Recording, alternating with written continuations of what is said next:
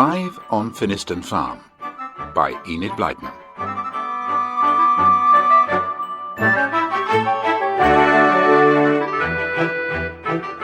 Julian and Dick leaned their bicycles against a gate and sat down.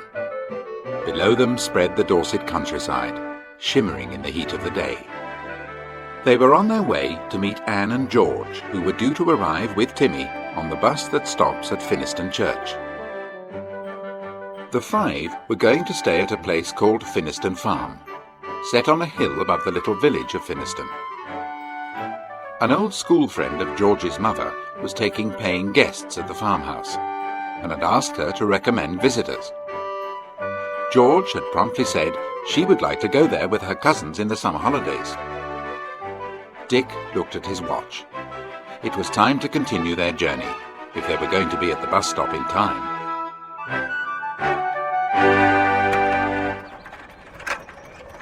They rode down the hill, and there at the bottom was the village.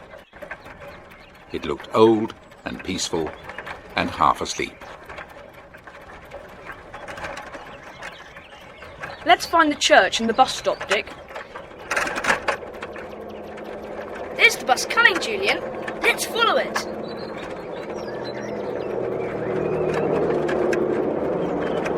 I saw Anne and George in it. Come on.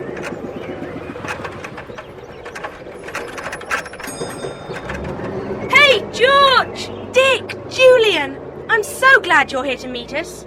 Can you take my suitcase? Give it to me. Hello, Anne. How's my little sister? It's lovely to see you again. Hello, Anne. I'll take your suitcase. Hello, Timmy. Good boy. Yes, I did notice you. Hello, Timmy. What about some ginger beer and ice cream? There's a shop over there that sells them. Come on.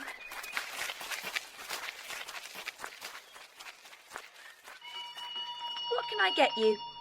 5 ice creams and 4 bottles of ginger pop, please. 5 ice creams? Do you want one for that dog, then? There you are. He said yes. Oh, well, here you are. 5 ices and your ginger pop. Thanks. A toast, everyone. Here's to a happy fortnight to us all on the farm. Whose farm are you staying at? Finniston Farm. Do you know it? Oh, yes. Up the lane to the right at the end of the village street. Are you staying with the Philpotts? Yes. Do you know them? I know the twins there. The 2 Harrys. Not well. Nobody does. They never make friends. You look out for their old great-granddad. He's a one, he is. He once fought a mad bull and knocked it out. Really? Yes. But Mrs. Philpott, she's nice. Good. Here's the money for our stuff. Goodbye. Well, shall we go and find the nice Mrs. Philpott, the unfriendly Harrys, and the fearsome great-granddad? Sounds interesting, doesn't it?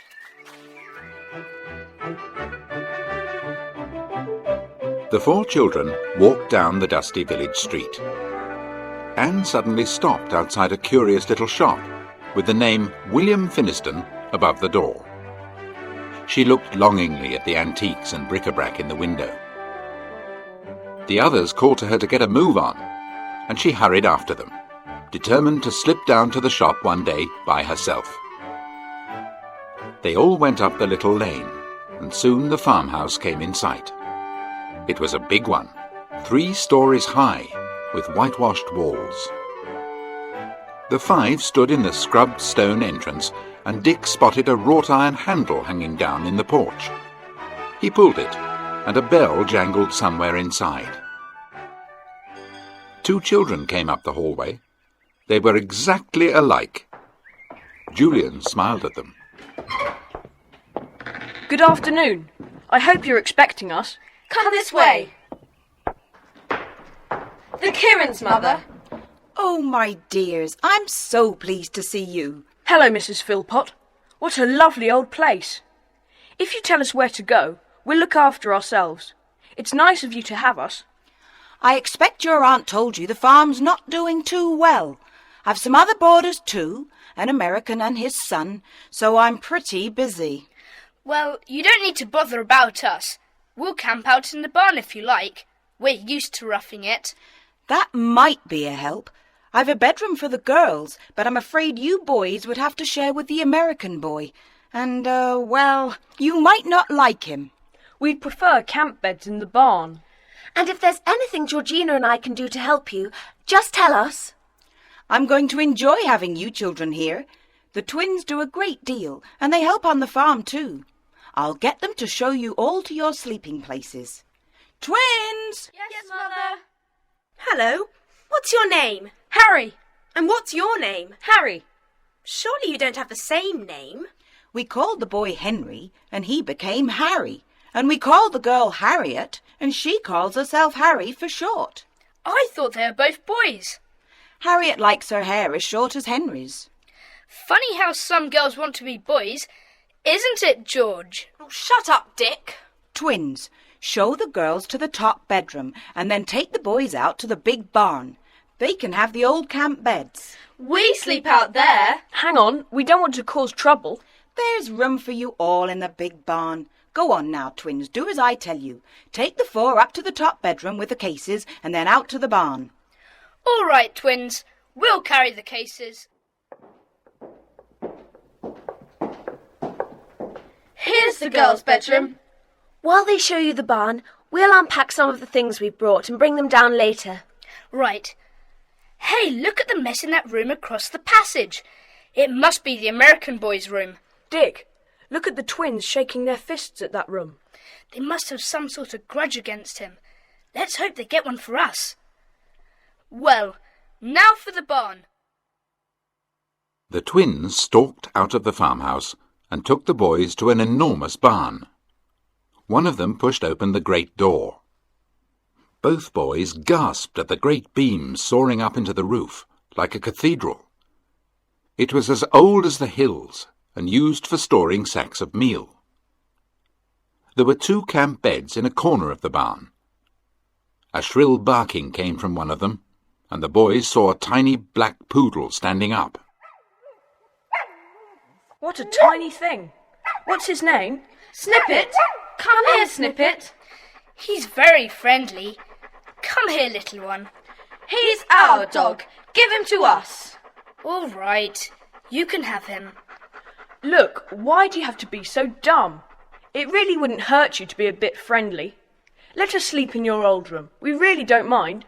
We'll all sleep in here. We'll fetch the other camp beds. Come on, Snippet. Those twins make me feel peculiar.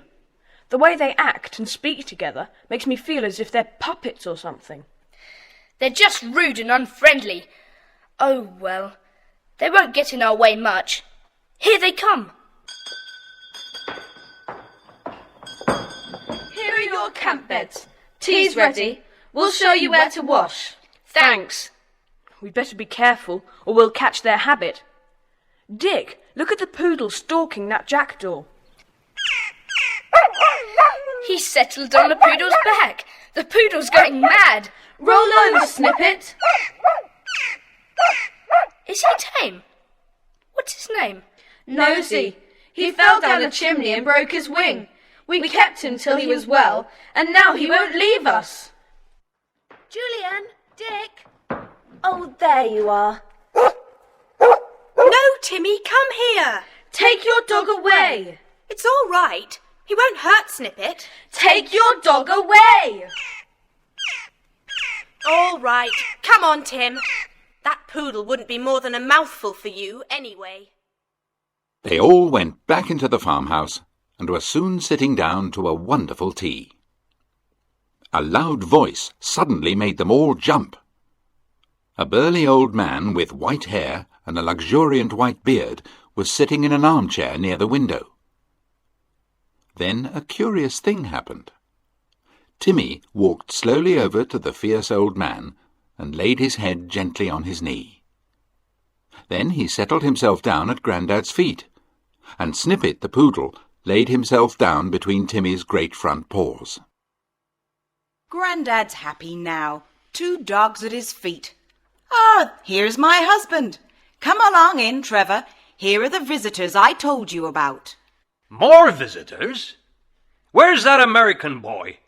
I got a bone to pick with him. He tried to set the tractor going this morning, and I... Oh, Trevor, never mind about that now. Come and have your tea. I can't stop for tea.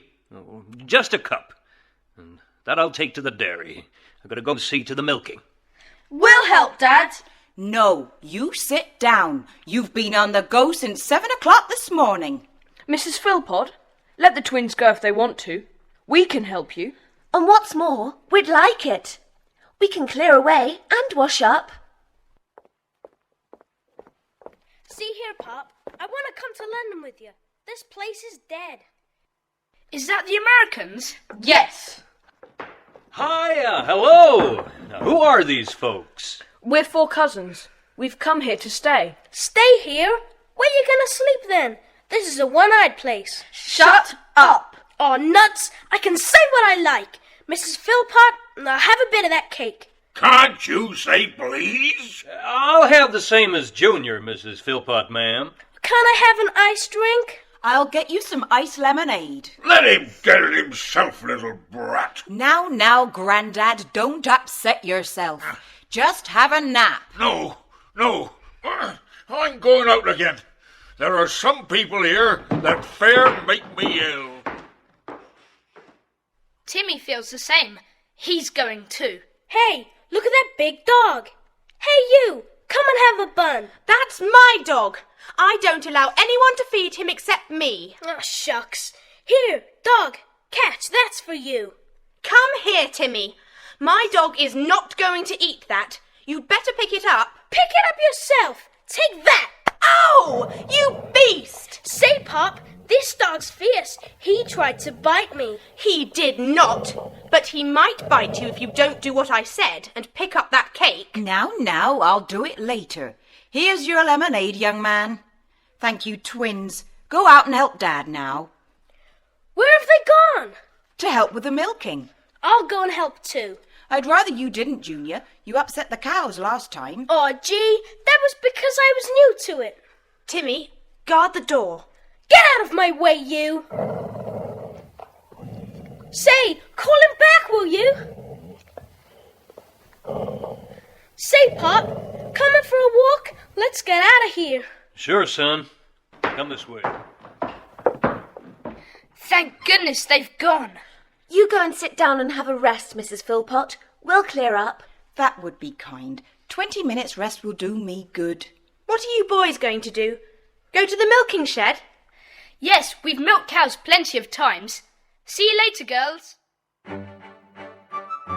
After they had finished clearing up, George and Anne went out to the milking shed. The milking was finished, and the twins were driving the cows back to the field. Together, the 5 set off to explore the farm buildings. They were very old, some of them falling to pieces. The roofs had great Dorset tiles made of stone, uneven and roughly shaped. They went into one old barn-like shed stacked with ancient castaway junk. There they found a giant cartwheel, almost as tall as Julian. Then they came across a curious curved tool, still as strong and good as it had been 2 or 3 centuries before. They guessed that it was a scythe that had been used for reaping the corn. They went back to the farmhouse, and the girls helped Mrs. Philpot to finish preparing supper. Supper was really a very pleasant meal, for Mr. Henning and Junior didn't come in. This is a lovely farm. We've been exploring those old barns. Yes, they need clearing out, but old great-grandad, he won't have them touched.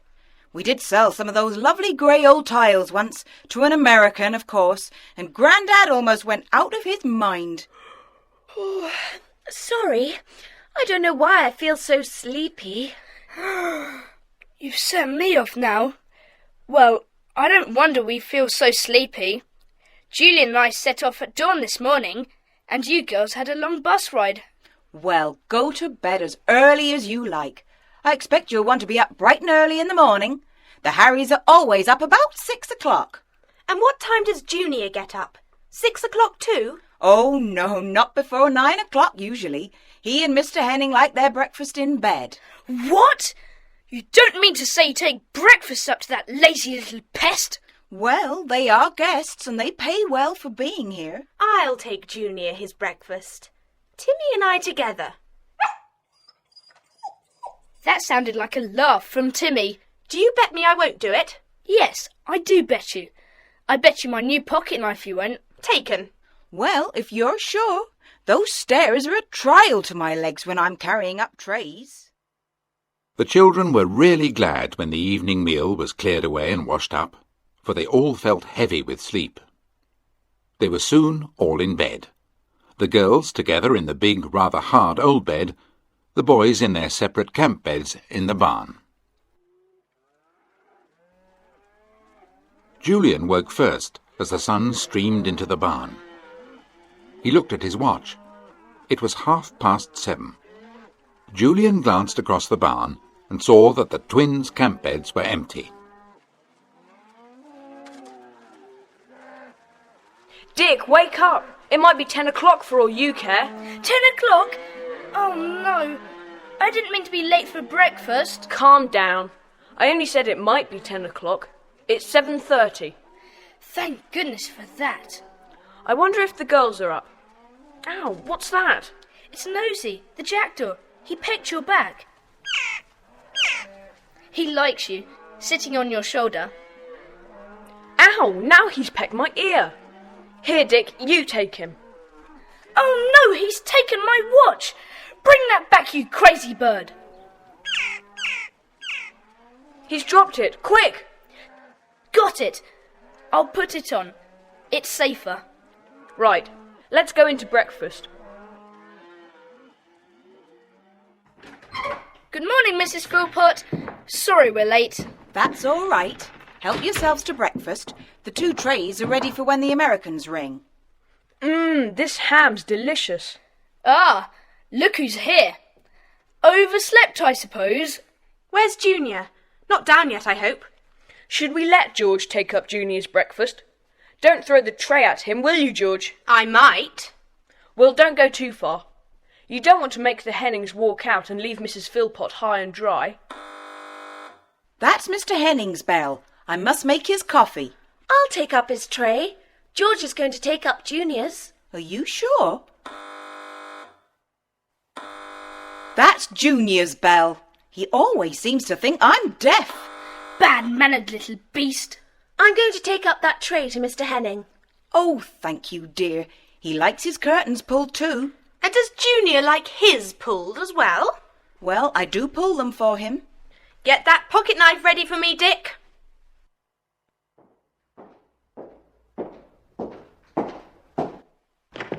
What's going on? Can't you bring my breakfast without... Hey, it's you! Get out! Pull the curtains across again. The sun's too strong. Here, put the tray on my knees, like Mrs. Philpott does. Right. Bedclothes off. Tray on knees. Ow! Oh, you spilled coffee on my arm. It's hot. Take that. Get this dog off me. He'll kill me, George. I'll tell my pop on you. I'm sorry I hit you. You nasty, spoiled little pest.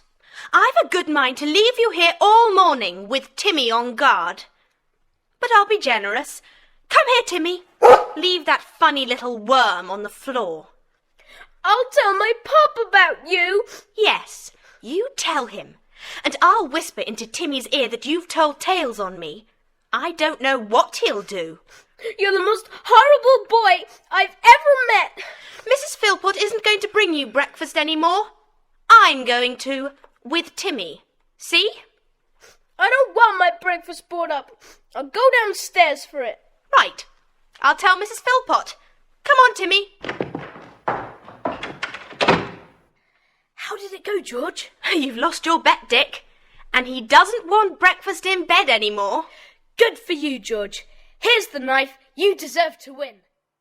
The twins had had their breakfast some while ago. They now came into the kitchen. Anne was in fits of laughter as George described the way she had dealt with Junior. The twins listened in amazement. They looked at one another, then walked up to the table. Only one twin spoke. Why did you take up Junior's breakfast tray? Because we were all so fed up with the way Junior and his pop treat your mother. So George took his breakfast up to him to teach him a lesson, to be more considerate to your mother in future. Fancy you being able to laugh. Well, now you're talking to us, let me tell you, we think your mother is tops. We're all going to help as much as possible. We hate Junior. He treats our mother like a slave. His father's the same. He keeps snooping out our old things and buying them.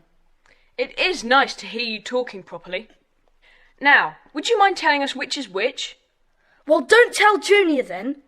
You can always tell me by the scar on my hand. See? I'm Harry. Hello. That's nice to see you all so friendly. Mother, Junior's not going to have breakfast in bed anymore. Oh, why not? The story had to be told all over again. Mrs. Philpot threw back her head and laughed. Anne and George insisted on washing up after breakfast so that Mrs. Philpot could go and see to the chickens. When she had gone, the twins told the five that Bill, one of the farm hands, had to go round the farm that morning, and he'd take the five in the old Land Rover. It was all arranged, and while they were waiting, Julian and Dick, with Timmy, helped the twins to repair the chicken houses.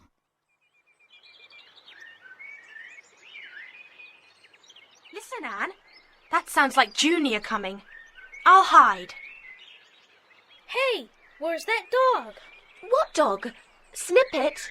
No, that great ugly mongrel, and that awful boy he belongs to. Oh, you mean George, I suppose. Look over there. Oh no, I'm off. We shan't have much trouble with him in the future. That's the Land Rover. Come on. Buck up. Down, Timmy. Aren't the twins coming? No, they'd be busy. Hey you, wait, I'm coming. Jump down, Timmy. Go to him. Oh no, call him off. That's got rid of him. Sensible dog, that.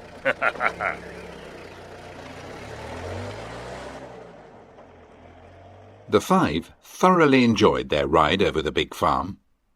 Bill told them the names of the great fields as they passed them. Name after name came from his lips, and it seemed as if the sight of the fields he loved and knew set his tongue going. At last the Land Rover came to a stop near the farmhouse.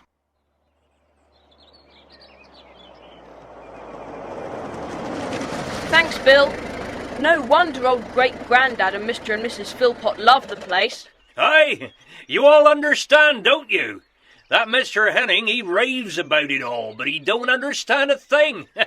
As for that boy of his, that's what I think of him. Oh, it's just the way that he's been brought up, I expect. I've met heaps of fine American children. Well, that one wants a hiding, trying to ride on the nervy calves and chasing the hens till they're scared off egg-laying and stoning the ducks, poor critters. I'd like to shake him till his bones rattled. Don't you worry any more about Junior. We'll keep him in order while we're here. Goodbye, Bill. I'm starving. Let's go down to the village dairy. Good idea. Come on. That was a good trip. I somehow feel more English for having seen those Dorset fields. I like Bill. He's so solid and real. He belongs to the land, just as the land belongs to him. They're one. Anne has discovered what farming really means. Right, here we are. Ah, so you're here again. Mum's made some macaroons this morning. Great! We'll have a plateful, please. And an ice cream each. How do you like it at Mrs. Philpot's? Very much. We've been all over the farm this morning in the Land Rover. Did Bill take you? He's my uncle. Yes, he was most interesting. Does he like macaroons? Oh, yes. Right. Put 6 in a bag for me. I'll give them to him in return for the ride. That's right down nice of you. My uncle's been on Finniston Farm all his life. You ought to get him to tell you about Finniston Castle before it was burnt down. Finniston Castle? We didn't see any ruined castle. Oh, no, you wouldn't see anything. It was burnt right down. There's some pictures of it in a shop down the road. Let's go and see. I'll come with you. All right, I'll settle up and we'll see you back at the farm. Come on, George. I'd like to look at the horse brasses while we're in the shop. It's just here. Why, hello, you two. Are you going in? Good morning, Mr. Henning. Yes, we are. That man and his boy. I'm upset. I'm always upset when people want to buy our beautiful things and take them out of the country. Now... It's all right, Mr. Finniston. I just wanted to look at those lovely old horse brasses. We're staying at Finniston Farm. Ah, then you've met my great friend, dear old Jonathan Philpot. Is that the twins' father? Oh, no, it's old great-granddad. I'm a descendant of the owners of the castle, you know, the one that was burnt down. Tell us about the castle. I didn't see a single stone when we went round the farm this morning. No, you wouldn't. Through the centuries, people have taken the old stones for building walls. It was a long time ago. How long? It was burnt down in 1192. Norman times. It was a Norman castle, like the one in this picture. How was it burnt down? Well, the story goes that it was attacked at night, and there were traitors in the castle itself who set fire to it. While the castle folk were fighting the fire, the enemy walked in and slew nearly all of them. It's strange there isn't even a stone to be seen anywhere. Ah, but that's where you're wrong. There are stones from the castle, all over the farm. But only great-granddad and I know where they are now. I'll tell you one thing you can see at the farmhouse, though. Have you seen the old kitchen door that leads out into the yard? Oh, yes. That oak door studded with iron knobs, do you mean? Yes. That door once hung on great hinges in the castle. You have another look at that door. Feel it. Look at the great knocker on it. Think of the old Norman folk who hammered on the door with it all those ages ago. But, Mr. Finniston, if the castle was built of stone, how was it burnt to the ground? As far as I can make out, the wooden floors burnt, and the great walls fell inwards and covered the base. Lord Finniston was killed, but his lady took the children and hid them. Where? It's said she hid them in the old chapel. Maybe she took them down a secret underground passage leading from the dungeons to the old chapel itself. An old chapel? Is it still there? Yes, it's a storehouse for grain now, and I'll tell you something else. What? The castle had cellars and dungeons. The fire only burnt down to the floor, which was made of earth, not wood. The cellars and dungeons can't have been destroyed. Are they still there, undamaged? What was down in those cellars? And is it still there? Does that American Mr. Henning know the old story? Not all of it. If he did, he'd want to bring men in and dig up the whole thing. I think we'd better go and let you have a rest. I'll come another time.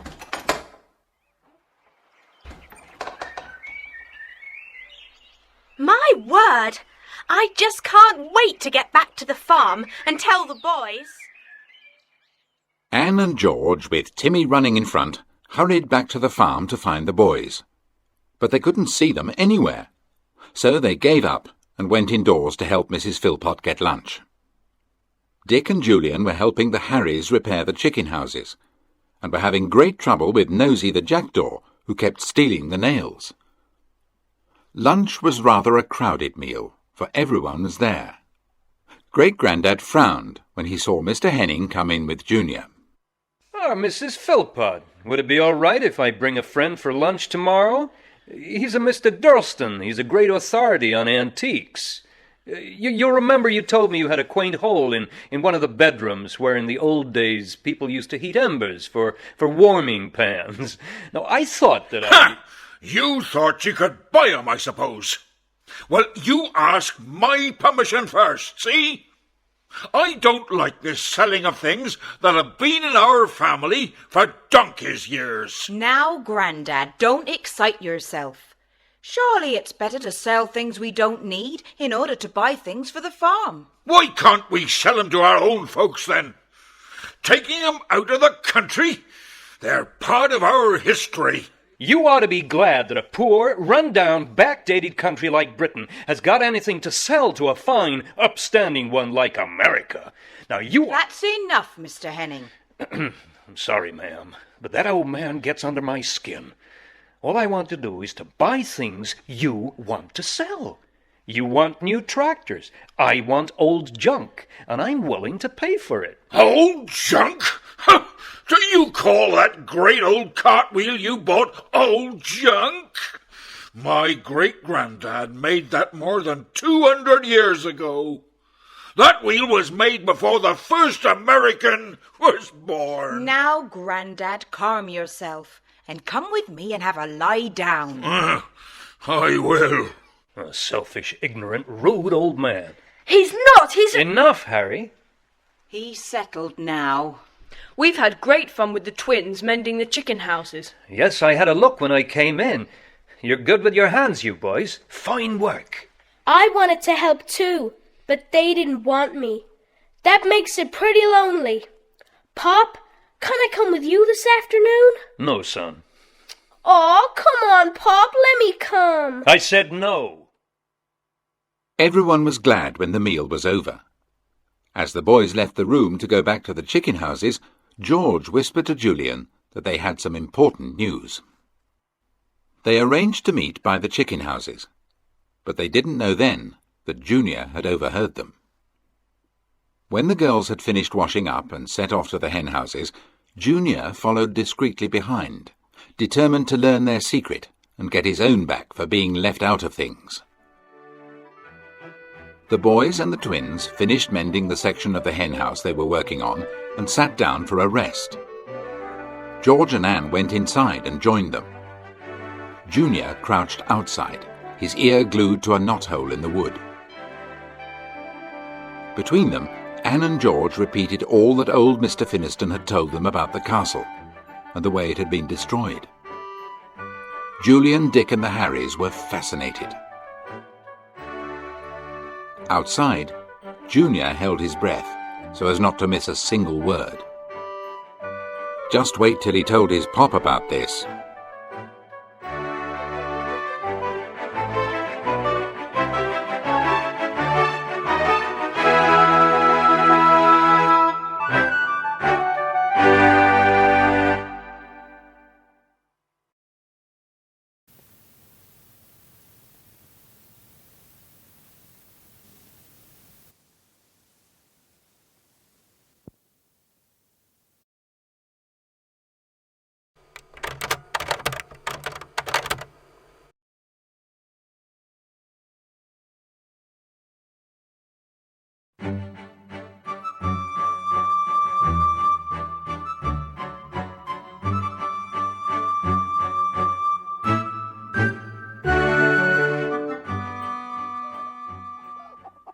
What a night that must have been. Everybody was killed or burnt, I suppose. No, the lady of the castle wasn't killed.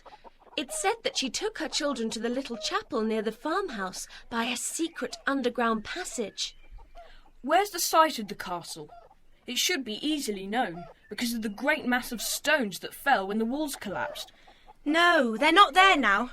Mr. Finniston said that over the years the peasants and farmers took them away to build field walls and so on. I wish we could find it. Mr. Finniston says that the cellars and dungeons are probably still there untouched. It took so many years for all the stones to be taken, people had forgotten about the castle and the dungeons. So they may still be there, with whatever was stored in them hundreds of years ago. There might be priceless things there. What is it, Timmy?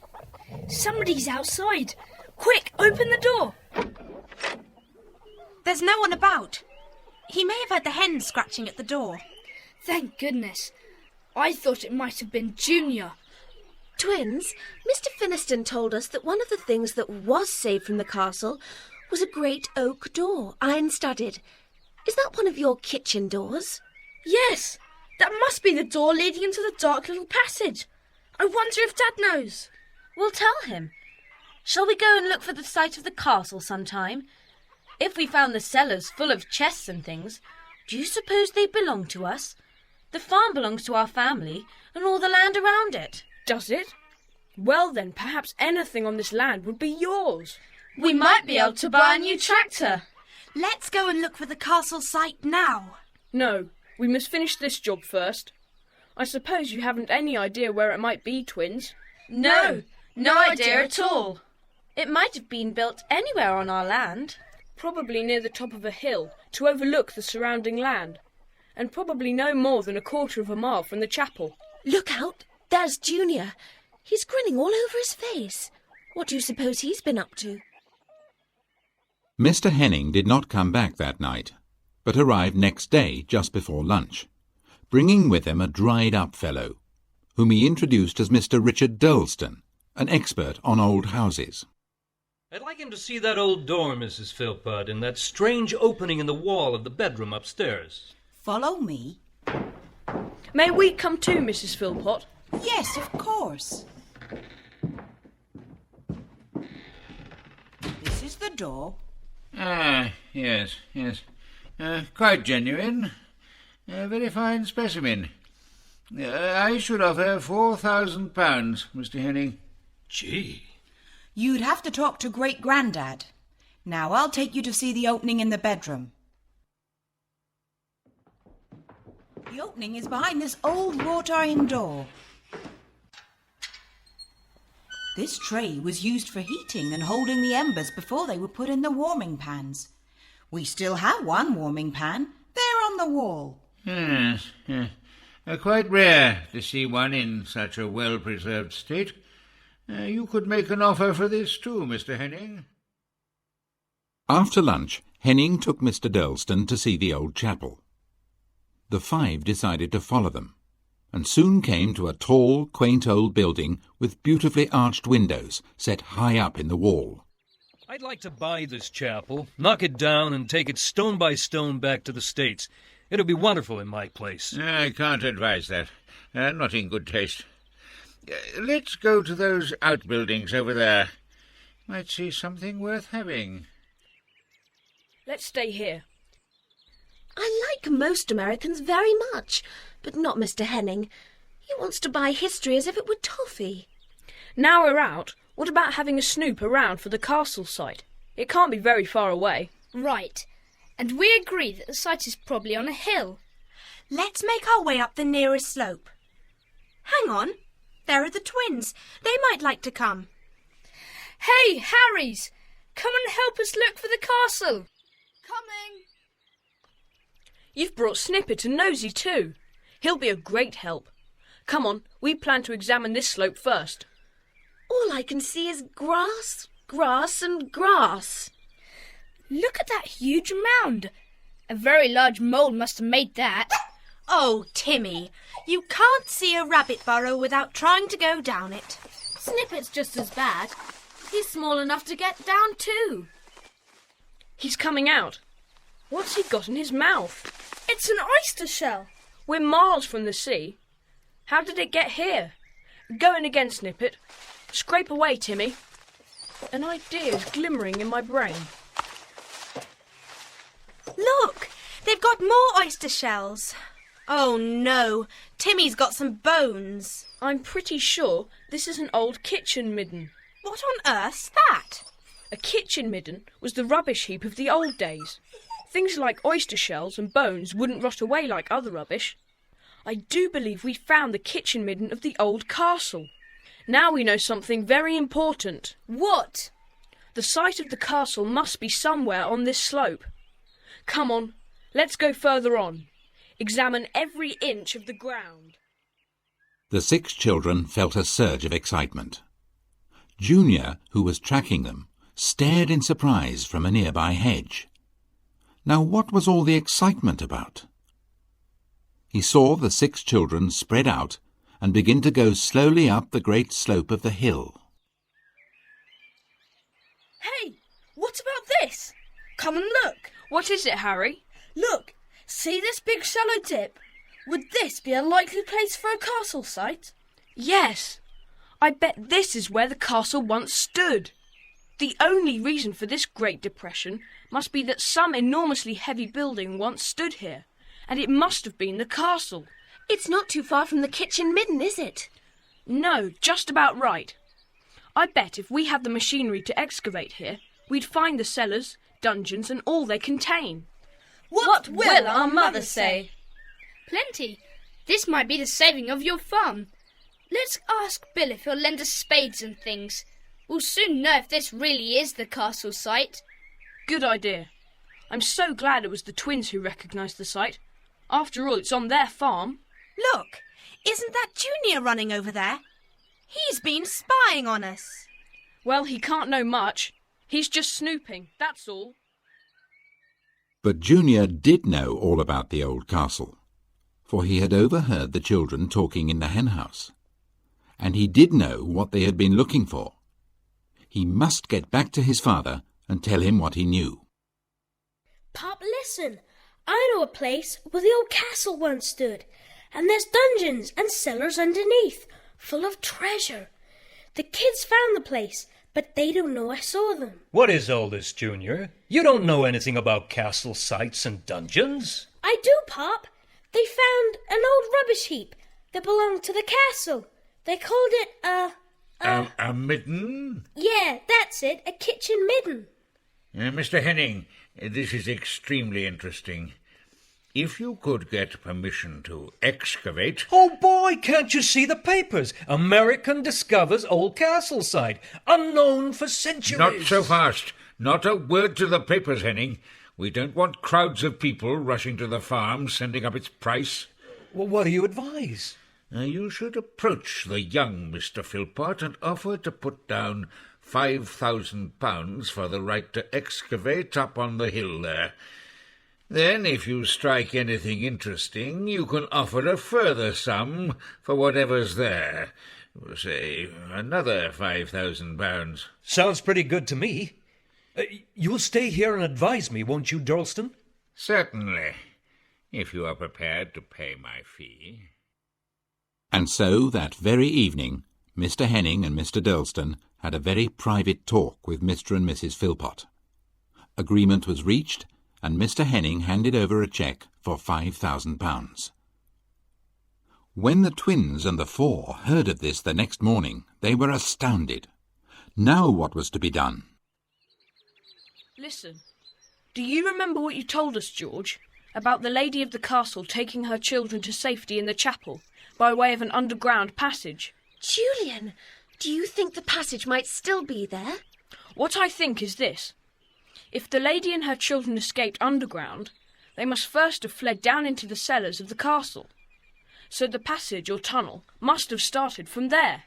So that means if we can find the secret passage, we can get into the cellars ourselves. Exactly. Let's go down to the old chapel, take a line from there to the castle site, and walk slowly up that line. We might see something that would guide us to where the secret passage is. If we stand here by the chapel door, the line we should take is to where the men are already at work. I'm sure whoever dug the passage would have taken the straightest line they could to save work. Let's go. I was looking for different coloured grass or something. It all looks the same to me. We're nearly at the site. And there's Junior. Children not allowed here. Keep off. My pops bought this place. Liar, you've got the right to dig and that's all. Ha, look at him run. Silly idiot. Why doesn't somebody box his ears? Let's walk slowly back down the same line. Look at Nosy teasing Snippet. Oh no! Snippet's caught him by his wing. Drop him, Snippet. You'll break his wing. Snippet's let him go, but he can't fly. He's gone down a rabbit hole. Clever old bird. Snippet's gone in after him. Snippet! Snippet, come here! They must have gone deep down. Dad says there's a maze of burrows in this hill. We'd better sit down and wait till they come back. Right. Anyone got any sweets? I have. Help yourself, everyone. Look at Timmy. They're coming, Timmy knows. Snippet! Good dog. Come here. What's this you found? Some old bone. Let me see. Bone? That's not a bone. It's a small carved dagger with a broken handle. The jackdaw's got something too. Look in his beak. It's a ring with a red stone in it. Snippet and Nosy have been to the cellars of the castle. The burrow must have led straight into the secret passage that goes to the cellars. This is a bit of good luck. Look at the jackdaw trying to fly. His wing isn't badly hurt. Good old Nosy. What happens now? Do we dig too and get into the cellars before that American does? Will we be allowed to dig? I don't see why not. Why shouldn't we just dig? If Mr. Philpot stops us, we could tell him what we're really doing. What shall we say if Mr. Henning asks us why we're digging? Just silly things. Joke about it. Twins, can you find us spades, do you think? Yes, we wish we could help, but we've got tons to do. Oh dear, and I promised that George and I would help in the kitchen. Can you and Dick dig on your own, Julian? Good heavens, yes. Right. We'll get some spades for you. Harriet soon brought the spades up to the boys. Then she ran off to join her brother in the farm work. Julian and Dick dug hard, and were soon very hot indeed. They greeted Anne with joy when she laboured up the slope with a jug of cool lemonade. They were enjoying their drinks when Anne looked up the slope.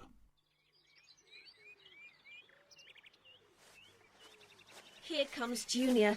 Not too close, I see. Hey! What are you doing digging in our hill?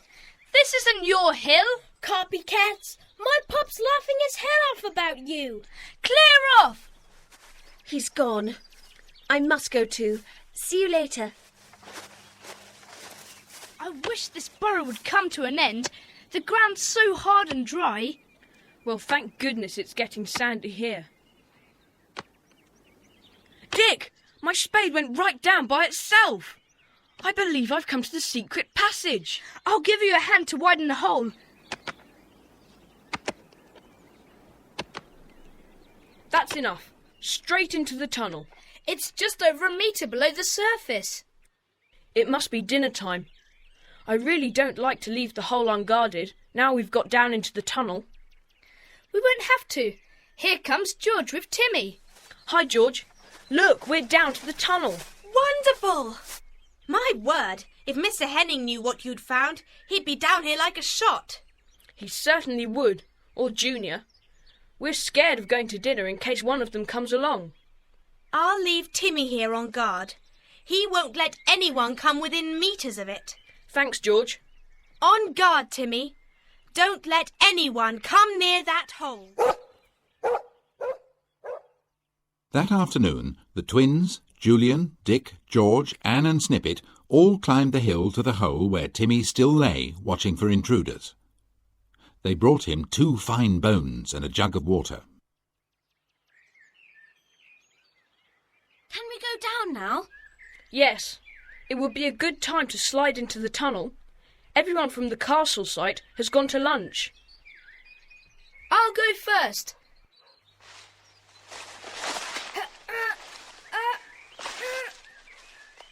Anyone got a torch? It's pitch dark in here. Yes, here's one. Catch! Yes, it is the secret passage. No doubt about it. Come on down, all of you. Let's share in the fun together. Right. I'm going to lower Anne down first. Give her a hand, Dick. I'm ready. OK, Anne, I've got you. Thanks. Here come the twins. Now George, and Timmy, of course. Now stand by for me. I reckon that's the way to the castle site. Come on then. We'll go straight up and see where the passage ends. Goodness, it is dark, isn't it?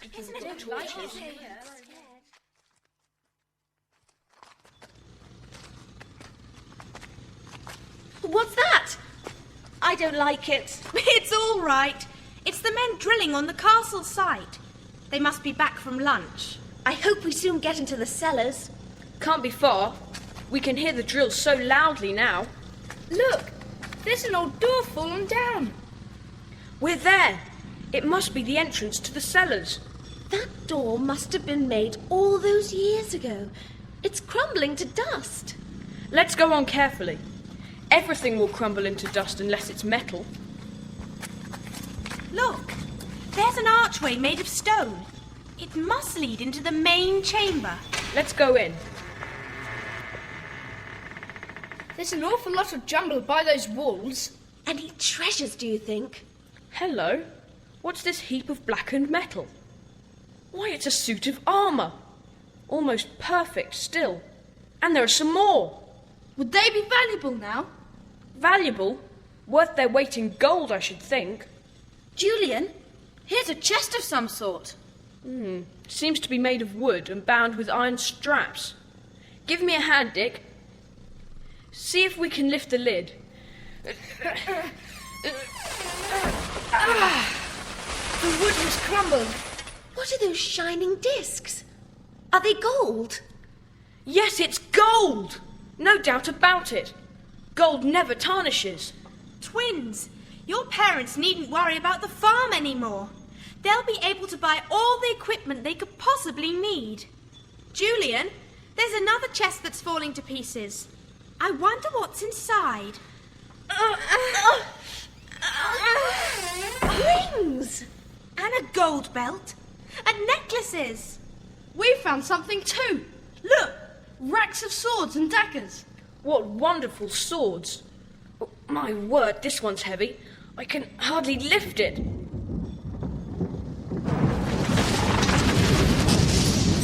Good gracious, what was that? An old beam has fallen in. Out of here quickly. Those men will soon be through the roof, and it may fall and bury us.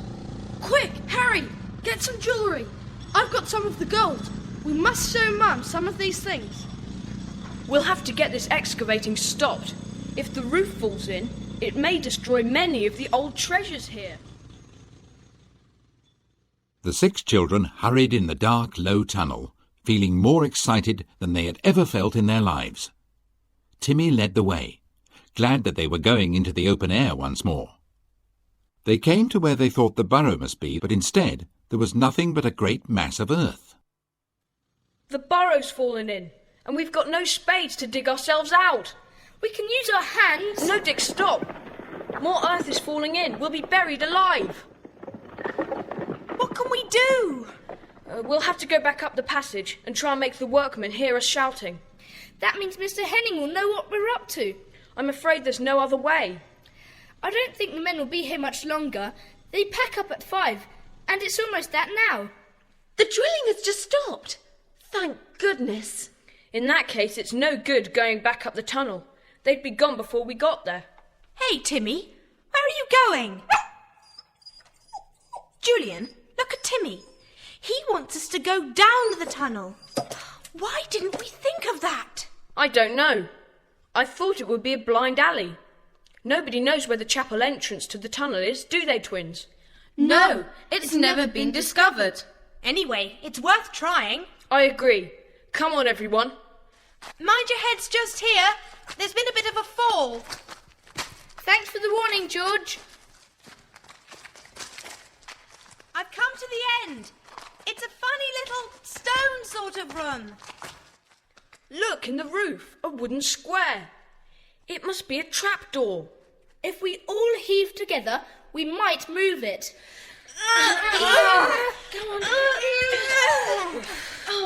Not a hope. I know why we can't move it. There are sacks of grain and fertiliser spread all over the floor of the chapel. They're as heavy as lead. I didn't think of that. Didn't you know of this entrance into the tunnel, twins? Of course not. Nobody did. Well, what are we going to do now? Listen, I can hear something overhead. Give us a hand here, Bill, will you? It's Jamie. The men are working overtime this week. Quick, let's all yell and hammer on the trapdoor. Bill, can you hear that racket? What is it? It's coming from over there.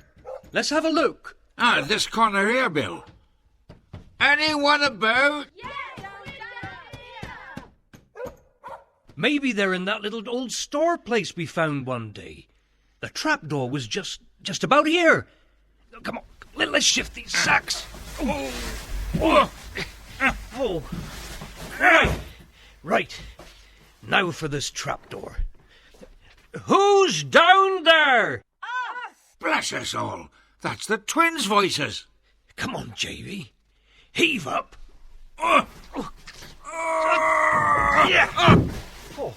Thanks, Jamie. Thanks, Bill.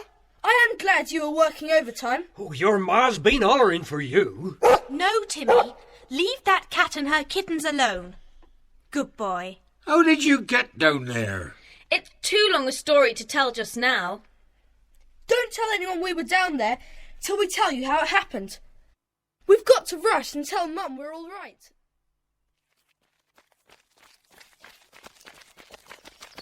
There's Mum looking for us. Mum, we're back. Where have you been? You're an hour late for tea, all of you. Sorry, Mrs. Philpott. We're starving. Let's have tea and we'll tell you some great news. Where are Dad and Great-Grandad? They're still at the tea table. They were late too. Out looking for you. What in the world have you brought with you? Surely those aren't swords? Let's have tea first and we'll tell you everything. Go and wash first, all of you. Oh, must we? Very well. We'll hide our treasures so Mr. Philpott and Great-Grandad won't see them till we're ready to show them. Soon they were all sitting down at the table, glad to see such a wonderful spread. Great-Grandad roared at them all for coming in late. The twins apologised and begged him to listen to the story that Julian would tell and the wonderful news they had. Ready to fly into another rage, the old man listened to the children's story. Never had he heard such a wonderful, glorious tale in his life. Julian told the story well, and everyone listened in silence, until he described the things they had found in the cellar. It was then that Great-Grandad roared again. Gold? Oh, I don't believe you. Don't you pile up your tale too much now. Stick to the truth. We've brought some back in our pockets. There you are. They will tell you if we're making this up or not. Are they really gold, Trevor? Will they belong to us? I'm not sure. Might belong to the crown by now. The crown? No, sir. It's mine. Ours. Found on my land. And put there by our ancestors. Yes, and I'll give old Mr. Finniston a share, so I will. He's been a good friend of mine for years. We've brought back some of the jewellery too. Look, Mother. Oh, it's beautiful. There's lots more like that up there too. Excuse me a minute. There's something else to show you. Come on, Harry.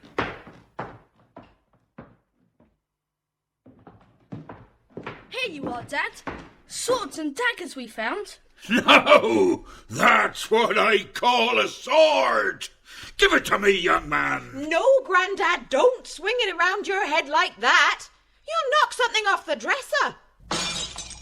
I knew it. There goes my best meat dish. Now sit down, all of you. Let Julian finish his story. Great-Grandad, sit down. It did me good to swing that sword. Where's the American? I might try it on him. Now then, go on with that tale of yours, lad. Well, we came all the way down the secret passage until we came to a little chamber under the chapel. There was a great wooden trapdoor over our heads, but we couldn't lift it. So that's where the secret passage led to. How did you get out? We yelled and hammered, and Bill and Jamie heard us. They lifted up the old trapdoor. I've never heard of it before. No more have I. For as long as I can remember, the floor of that old chapel has been piled with sacks. Yes, even when I was a boy. And that's 85 years ago now. It seems like yesterday. I was playing in there with a cat and her kittens. There's a cat and her kittens in there now. Aye, little lass, and there'll be a cat and her kittens there when you're an old, old woman. There's some things never change, thanks be the Lord. Well, I can sleep easy of a night now. I reckon you and the farm will be all right, Trevor, with the money you'll make out of all those old finds, and I'll live to see the twins growing up and handling the finest farm in Dorset. After all the excitement of the afternoon, the children felt lazy. George and Julian sat chatting to Mrs. Philpot. She told them that Mr. Henning had telephoned. He, Junior and Mr. Durlston were going to stay in a hotel that night. She also said that Mr. Henning had seemed very pleased with himself, saying that they had broken through to the cellars and that maybe a second cheque for £5,000 would be coming soon. Julian was horrified and implored her not to consider such a ridiculous offer. George agreed and suggested that Mr. Finniston from the village antique shop should be asked to value everything first. Mrs. Philpot thought that that was a good idea and decided they would send for him tomorrow. There was, however, no need to send for Mr. Finniston, for Great-Grandad had himself gone down straight away to tell the great news to his old crony. Gold coins, jewellery, suits of armour, swords, and goodness knows what else. That splendid big sword. If I've ever lived before, that old sword once belonged to me. I feel it. Yeah, you won't be allowed to keep all the gold, I'm afraid. Part will go to the crown. You'll get the value back, and the suits of armour and swords. Make a mint of money on those. Now look here, William. We've got to get men digging on that site. What say we keep on the men that fellow Henning's got, eh? We shan't let him excavatate, or whatever it's called, any more. And see here, William, you'll be my adviser, won't you? I will, old friend. Now go home now, and I'll be up tomorrow morning. I'll arrange about the workmen, too. Oh, thank you, William. Next morning, Mr. Henning and Mr. Durlston, with an excited Junior, arrived at the farmhouse at 10 o'clock. There was quite a company there to greet them. Old Great-Grandad, Mr. and Mrs. Philpot, the twins, of course, and old Mr. Finniston sniffing a fight. All the 5 were there, too. Hi, folks. How's tricks? Did you have your breakfast in bed, little boy? Oh, shucks. Skip it, sister. Mr. Philpot, it's my very great pleasure to say that I've been advised by Mr. Durlston to offer you a further cheque for £5,000. We are rather disappointed in what appears to be in the cellars, but feel it would be only fair to offer you the sum we suggested before. I'm sorry about that. I hold a different opinion, and my adviser, Mr. Finniston, upholds me in this. We're going to excavate the site ourselves. Then, if there's any disappointment, we shall be the ones to suffer, not you. Durlston, what do you say to that? Bit of a double crossing, isn't it? Offer him £10,000. You can offer me £100,000 if you like, but I prefer to do the excavation myself. I will return the cheque you gave me yesterday, and I will pay the workmen. But this is monstrous. What do you expect to find in those cellars? There's practically nothing there. I'll raise my offer to £10,000. No, you listen to me. We don't want your money. No, sir. Offer me 100,000 if you like, and see what I'll say. Right. 100,000 then. Done. No. There's gold down there in those cellars. Jewels, suits of armour, swords, daggers, all centuries old. Don't hand me stories like that, you old liar. Twins, fetch me the things you got yesterday. Right, Great-Grandad. Here you are, Great-Grandad. Well, what do you say to that, Jank? Your opinion, please, Mr. Finniston? Well, ladies and gentlemen, I regret to say that, speaking as a well-known antiquarian, I do not consider that Mr. Durlston knows what he is talking about. The things on the table are worth a small fortune to any genuine collector. Thank you, ladies and gentlemen. Well, I don't think there's any more to say. If you tell me what hotel you'll be staying in, I'll have your things sent there.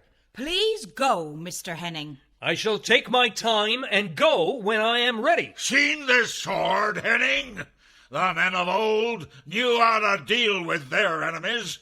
They swung it at them like this and like that. Look out, Henning, he's mad. Come along before he cuts off your head. You're right. Come on, Junior, run!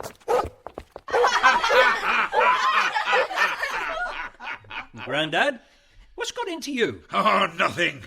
I just thought that this sword was the only thing that would get rid of those fellows. Now you put down that sword before you damage it.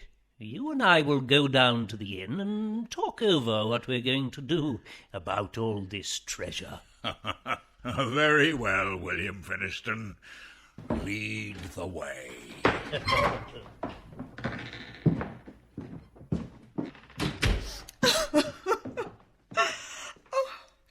Mother, whatever's the matter? Now, don't take any notice of me. I'm crying for joy. No more money worries, and no need to take visitors. Mrs. Philpot, would you like us to leave too?